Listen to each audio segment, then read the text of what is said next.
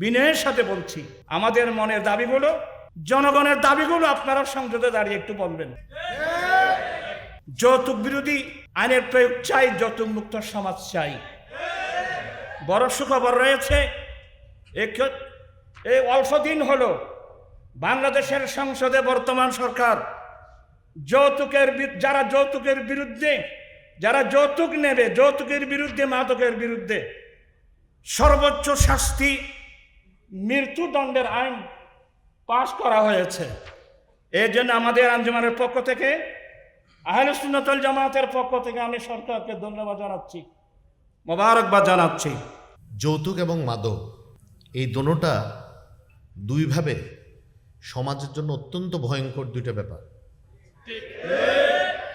একদিকে আমরা সবাই দিনের কথা বলি, সবাই ধর্মের কথা বলি, ধর্মীয় অনুশাসন মানার কথা বলি, আবার একইভাবে এই বৈঠক থেকে কয়জন বরযাত্রী যাব সেটা নিয়ে বাড়াবাড়ি করি। তো এটা কি সরকার চাইলে বন্ধ হবে? হবে না। এটা কি আমাদের আজকে সভাপতি চাইলে বন্ধ হবে? হবে না। আমি চাইলে বন্ধ হবে? এককভাবে হবে না। এটার জন্য দরকার সামাজিক পরিবর্তন। সমাজ পরিবর্তন না হলে, আমাদের মন মানসিকতার পরিবর্তন না হলে, এরকম 1700 কনফারেন্স করার পরেও ওই দুঃখিনী মা, দুঃখিনী বাবা, দুঃখী বাবা মেয়ের জন্য কান্না করবে। এইটা ধর্মীয় বিষয়ের চেয়ে বড় হচ্ছে। এটা আমাদের মানবিক বিষয়, সামাজিক বিষয়। এটা কিন্তু সমাধান করতে হলে আইন কানুন এগুলো দিয়ে হবে না, মন মানসিকতার পরিবর্তন লাগবে। আমরা নিজের বেটিকে, নিজের মেয়েকে যেই চোখে দেখি, যেই আচরণটা করি, যেই আচরণটা আমরা আশা করি ও শ্বশুরবাড়ির থেকে পাবে, এই একই আচরণ যদি আমরা আমাদের পুত্রবধূর সাথে করতে পারি তাহলে সমস্যার সমাধান পাবে না? ইনশাল্লাহ পাবে। কিন্তু আমরা এটা করি? আমরা করি না। আমরা বলছি, আমি কাউকে দোষ দিচ্ছি না, আমরা এখানে সবাই। এখন ধর্মের অজুহাত, যে কোনো ধর্ম, আজকে আমরা এখানে রজবিয়া নুরানি কমিটির উদ্দেশ্যে আছি, তাহলে এখানে সবই আমরা মুসলমান, কিন্তু এই দেশে তো ভিন্ন ধর্মী লোকও আছেন। কিন্তু সমস্যাটা কিন্তু আমার আপনার সকল 18 কোটি বাংলাদেশ। এই সমস্যার সমাধান করতে হলে আমাদের সামাজিকভাবে সচেতন হতে হবে, আমাদের ঘরে পরিবর্তন আনতে হবে। যে পরিবর্তনটা সমাজে দেখতে চাই, সেই পরিবর্তনটা আগে নিজের বাড়ি দিয়ে শুরু করতে হবে। আমাদের পেয়ারা নবী হযরত মুহাম্মদ সাল্লাল্লাহু আলাইহি ওয়াসাল্লাম, আমি তো আলেম না, যতটুকু পড়ছি শুনছি, তো এক লোক এসে মিষ্টির ব্যাপারে জিজ্ঞেস করতেছে। ঘটনা এরকম, আরও হয়তো বিস্তারিত জানবে, যে উনি প্রথম 2-3 দিন কিছু বলেন নাই, শেষের বার উনি বলছেন এখন এটা খাওয়াটা সঠিক না। কারণ হচ্ছে উনি নিজে খাওয়া বন্ধ করে পরে বলছে। তো কাজটা হচ্ছে, যেই ভালো কাজটা আমরা মানুষকে করতে বলবো, এইটা আগে নিজের আমল করতে হবে, নিজে আগে এই কাজ করতে হবে, তারপর মানুষ আমাদের কথা শুনবে। এই জন্য যেটা প্রয়োজন, খুবই সঠিকভাবে উনি বলেছে যে সামাজিক সচেতনতা, মানে ওনাদের যেটা 5 নম্বর পয়েন্ট, বিভিন্ন মাধ্যমে, এইটা সোশ্যাল মিডিয়া হোক, এইটা আমাদের ওয়াজ মাহফিল হোক, এটা আমাদের শুক্রবারের জুমাবারের খুতবা হোক, আমাদের সামাজিক বৈঠক হোক, আমাদের যে কোনো আয়োজনে এই বিষয়টাকে তুলে আনা, সামাজিকভাবে আলাপ আলোচনা করে এই বিষয়টা থেকে দেশকে বের করে আনা। এটা যদি আমরা করতে পারি সামগ্রিকভাবে, তাহলে আইন কানুন লাগবে না। মানুষের যখন মন মানসিকতা পরিবর্তন হবে, তখন দেখবেন এই যৌতুকের সমস্যা আর ইনশাল্লাহ থাকবে না। লোভ হচ্ছে মূল বিষয়, লোভ হচ্ছে এখানে মূল বিষয়। শর্টকাট, বড় লোক হইতে হবে কিন্তু কাজ করব না, কষ্ট করতে পারবো না কিন্তু টাকা লাগবে, এভাবে তো কোনো শর্টকাট নাই। জীবনে পরিশ্রম করলেই, কি বলে, পরিশ্রম সৌভাগ্যের প্রস্তুতি। আমরা আমল করলে আল্লাহ তাআলা আমাদেরকে সাহায্য করবে, আমল না করলে সাহায্য কেন করবেন? উঠে সুরক্ষা করবেন, কিন্তু উঠ তো খুঁটিতে বাঁধা রাখতে হবে নাকি না? তো এই জন্যই বলতেছি যে যৌতুকের যে অংশটা, এটা খুবই গুরুত্বপূর্ণ। এটা একটা বার্নিং ইস্যু, এবং এইটা যেই ঘটনার কথা বললেন, এই লোককে অ্যারেস্ট করছে 2 দিনের মধ্যে, কিন্তু অ্যারেস্ট করলে কি মেয়েটা ফেরত আসবে? ওর ফাঁসি হলে কি মেয়েটা ফেরত আসবে? তো একটা বাপ মা একটা মেয়েকে জন্ম দেওয়ার পরে খুবই আদর যত্ন সোহাগ দিয়ে বড় করে যখন আরেকজনের হাওলা করে দেয়, আমানত না? এটা আমানত। তো এই আমানতের খেয়ানত করলে কি আল্লাহ মাফ করবেন? এটা মাথায় রাখতে হবে। তাহলে যে যৌতুকের সমস্যাটা, এটা আমাদের সামাজিক সমস্যা, এটা আমাদের দেশের সমস্যা। এই সমস্যাটা আমরা আলাপ আলোচনা কম করি, শুধু টিভিতে গিয়ে টক শোতে কথা বললে কাজ হবে না। এটা সমাজ পরিবর্তন করতে হবে। সমাজ পরিবর্তন না হলে, মন মানসিকতার পরিবর্তন না হলে আমরা হাজার আহ্বান করব, হাজারবার টিভিতে দেখাবো, হাজারবার ফেসবুকে বলবো, ইউটিউবে বলবো, ইনস্টাগ্রামে বলবো, সকল মাধ্যমে বলবো, কিন্তু কল চেঞ্জ হবে না, ওই একই কাজ করতে থাকবে। তো আমি আশা করি আপনাদের মাধ্যমে আমরা সকলে মিলে ধর্মীয়ভাবে, সামাজিকভাবে, রাজনৈতিকভাবে, প্রশাসনিকভাবে এই যৌতুকের বিরুদ্ধে আজকের দিন থেকে শপথ নিব যে আমাদের নিজেদের মন মানসিকতা আগে ইনশাল্লাহ আমরা পরিবর্তন করব। এবার আসেন মাদক। একটা সফল মানুষের সংজ্ঞা কি? বারবার জিতা না। একজন সফল মানুষের সংজ্ঞা কিন্তু বারবার জিতা না, বারবার সফল হওয়া না। একটা সফল মানুষের সংজ্ঞা আমার কাছে হলো যতবার হোঁচট খায় আবার উঠে দাঁড়াইতে পারে, যতবার পড়ে যায় আবার ঘুরে দাঁড়াতে পারে। এটা হচ্ছে আত্মবিশ্বাস, এটা হচ্ছে মনোবল। এখন এই যে মাদকের ব্যাপারে কথা বলতেছে, অনেক দিন ধরে এটা নিয়ে কাজ করতেছে।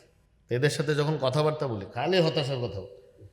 পরীক্ষায় ফেল করছে, ব্যবসায় ফেল করছে। তো পরীক্ষায় ফেল করে, ব্যবসায় ফেল করে, সম্পর্কে ফেল করে মাদকে গেলে কি সমাধান হয়েছে? বরঞ্চ কি হয়েছে? সমাজে বিশৃঙ্খলা সৃষ্টি হয়েছে, এমন এক অনাচার সৃষ্টি হয়েছে যেটা কন্ট্রোলের বাইরে চলে গেছে। ওই অবস্থায় তো কে বাপ, কে মা, কে আত্মীয় স্বজন কেউ চিনছি না।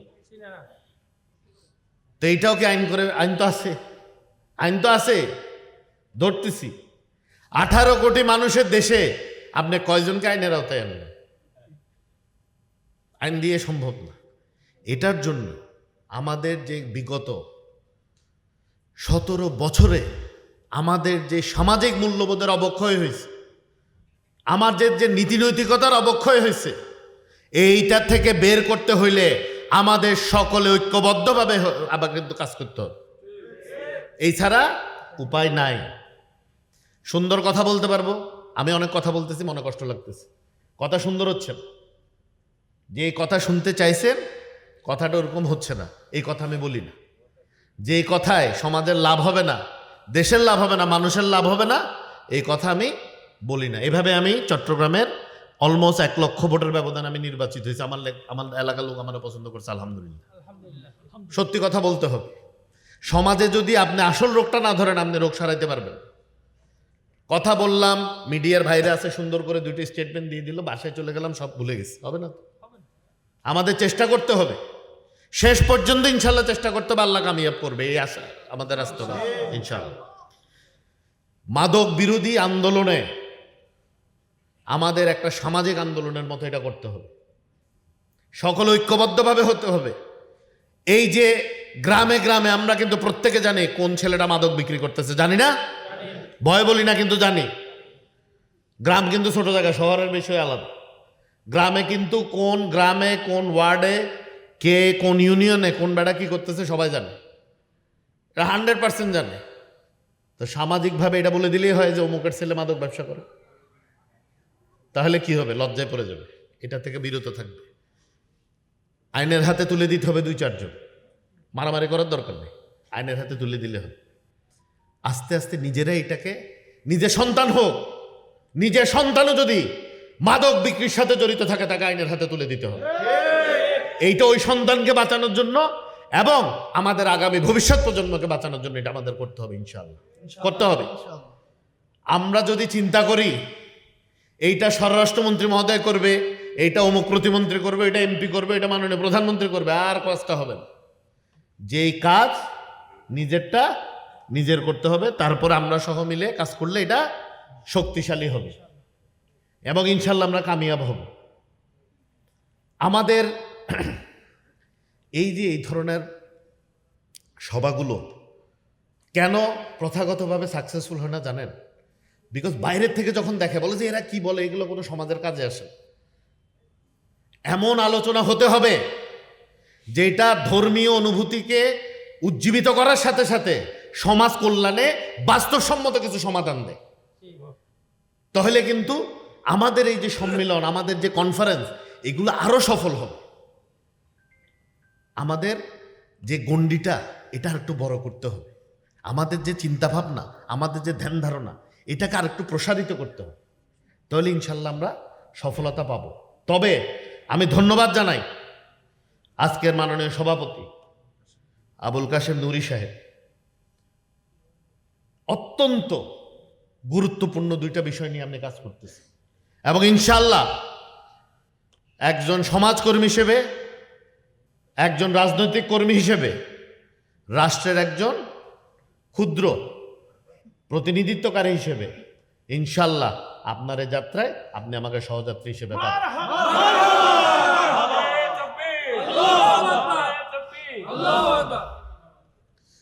ম্যারেজ ফান্ডের কথা বলছেন, চমৎকার।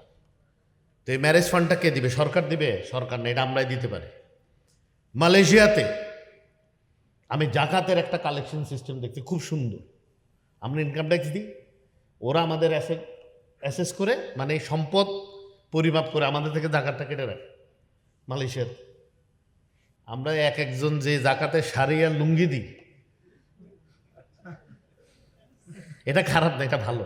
কিন্তু আমি বলতেছি 50 লাখ টাকার লুঙ্গি আর শাড়ি না দিয়ে যদি 20টা পরিবারকে আমরা জাকাত না নেওয়ার অবস্থায় নিতে পারতাম, সমাজের মনে লাভ আর একটু বেশি হতো। এটা আমার ধারণা। আবার এখানে যারা আমার থেকে সবাই বড় বুজুর্গ আলেম, আমি কোনো ওই তর্কে যাচ্ছি না। আমি আমার একজন নাগরিক হিসেবে, একজন মানুষ হিসেবে, একজন মুসলমান হিসেবে আমি আমার অনুভূতিটা প্রকাশ করতেছি।